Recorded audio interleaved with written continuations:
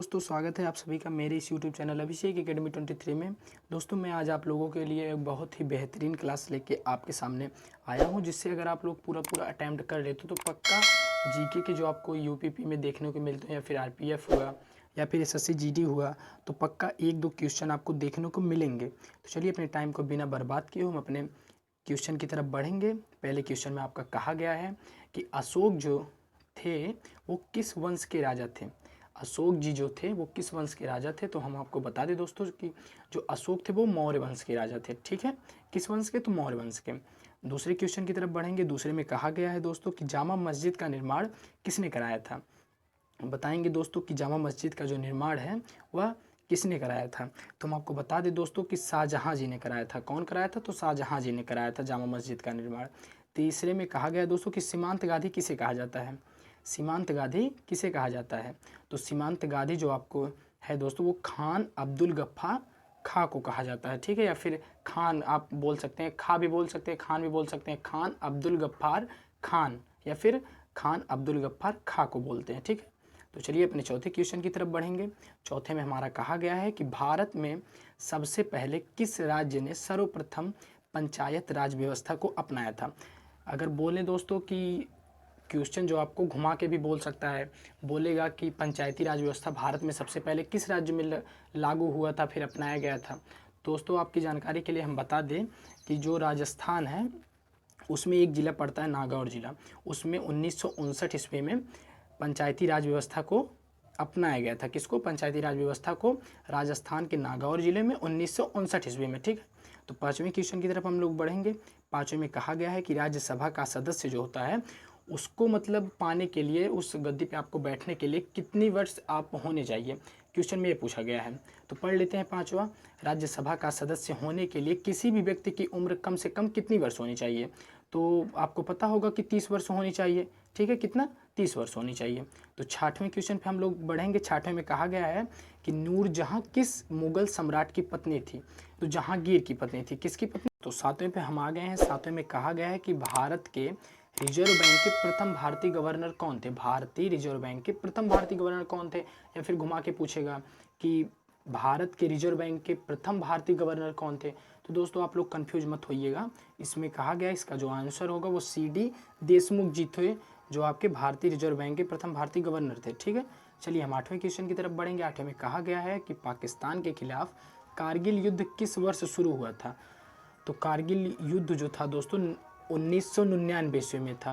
कब हुआ था? तो 1999 ईस्वी में।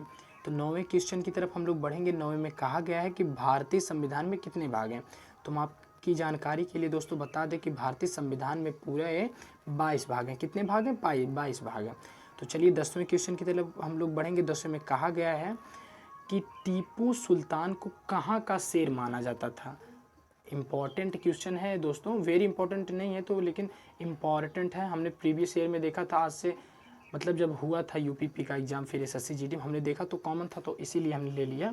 टीपू सुल्तान को कहाँ का शेर माना जाता था। तो टीपू सुल्तान को मैसूर का शेर माना जाता था। कहाँ के? मैसूर का शेर। ठीक है, चलिए 11वें क्वेश्चन की तरफ हम लोग बढ़ेंगे। 11वें में कहा गया है कि लोकसभा में विपक्ष के नेता कौन थे, मतलब विपक्ष के प्रथम नेता कौन थे। तो बता दें दोस्तों कि जो विपक्ष के प्रथम नेता थे वो ए.के. गोपालन जी थे। कौन थे? ए.के. गोपालन जी। चलिए 12वें क्वेश्चन की तरफ हम लोग बढ़ेंगे। 12वें में कहा गया है, 12वें में कहा गया है कि कर्नाटक स्थित जोग प्रताप किस नदी पर है। कौन सा? जोग प्रताप। ठीक है, तो हम आपको बता दें दोस्तों कि जो शरावती नदी है वहाँ पे जोग प्रताप जो है वहाँ पे स्थित है। ठीक है, कर्नाटक में ये जोग प्रताप स्थित है। ठीक है, और किस नदी पर? तो शरावती नदी पर। ठीक है, चलिए 13वें क्वेश्चन की तरफ हम लोग बढ़ेंगे। 13वें में कहा गया है कि जुलाई 2019 में जारी वैश्विक नवाचार सूचकांक 2019 में भारत की जो रैंक थी, किस स्थान पर भारत था। तो हम आपको जानकारी के लिए बता दें दोस्तों कि जो भारत की रैंक थी वह 52वां जो रैंक था भारत का, तो वह 52वां रैंक पर पहुंचा था अपना भारत। ठीक है, किस नंबर पर? 52वां रैंक भारत का था 2019 में। किसमें? वैश्विक नवाचार सूचकांक में। ठीक है, कौन से स्थान? तो 52वां स्थान आपका जो भारत का था वो 52वां स्थान था। ठीक है, 14वें क्वेश्चन पे हम लोग बढ़ेंगे कि राष्ट्रीय सुरक्षा परिषद का जो अध्यक्ष होता है वह कौन होता है। राष्ट्रीय सुरक्षा परिषद का अध्यक्ष आपका दोस्तों प्रधानमंत्री होता है। ठीक है, तो 15वें क्वेश्चन की तरफ हम लोग बढ़ेंगे दोस्तों। उसमें कहा गया है कि इनकलाब जिंदाबाद का नारा किसने दिया था।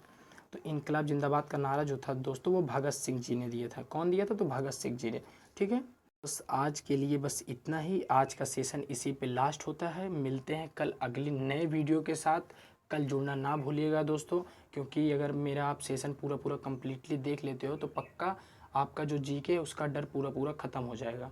तो चलिए दोस्तों, आज के लिए बस इतना ही दोस्तों। अगर आपको मेरा वीडियो अच्छा लगे तो वीडियो को ज़रूर से ज़रूर लाइक कीजिएगा, अपने दोस्तों के पास शेयर कीजिएगा। ठीक है दोस्तों, और चैनल पे नए हो तो चैनल को सब्सक्राइब कीजिएगा और बेल आइकन को प्रेस करना ना भूलिएगा दोस्तों। ठीक है, तो बस दोस्तों आज के लिए बस इतना ही। ठीक दोस्तों, जय हिंद, वंदे मातरम दोस्तों।